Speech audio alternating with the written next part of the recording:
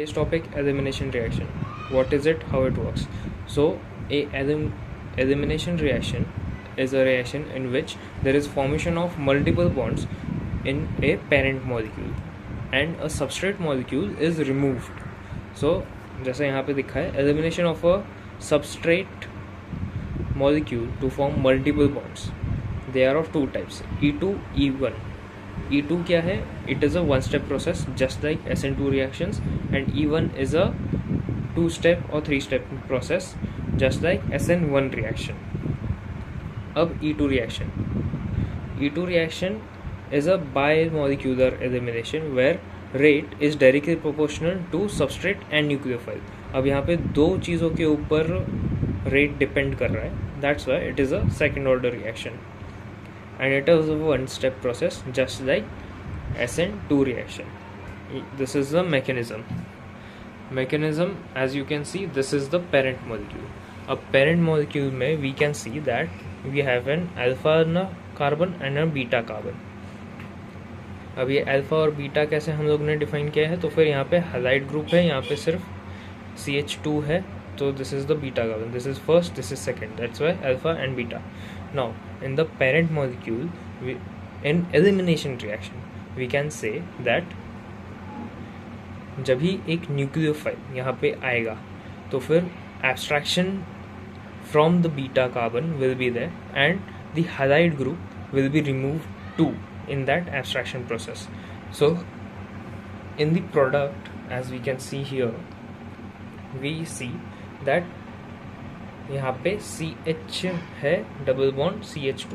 This is the R group. Now ये कैसे form होता है, तो फर्स्ट हमारे पास एक न्यूक्लियोफाइल आएगा. For now we will see कि हमारा जो न्यूक्लियोफाइल है हम सिंपली OH देंगे.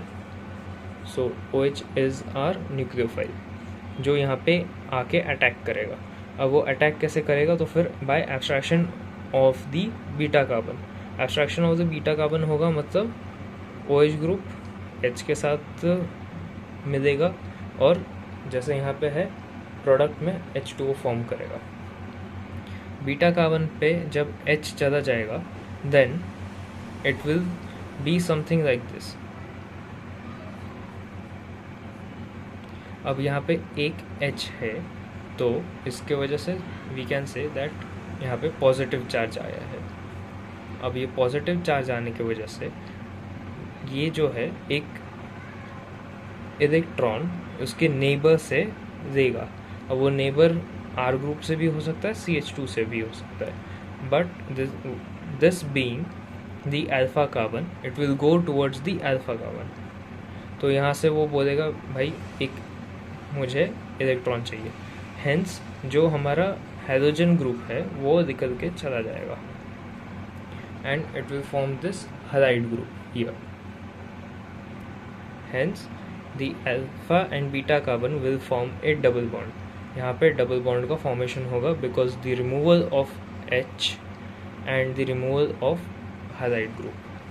Hence, we will get this R CH double bond CH2 water and halogen group. The halogen group can be any of this: chlorine, bromine, fluorine. The R group can be CH3, C2H5 or C3H7, which is methyl ethyl propyl. Thank you for today. Next day we will see E1 reaction.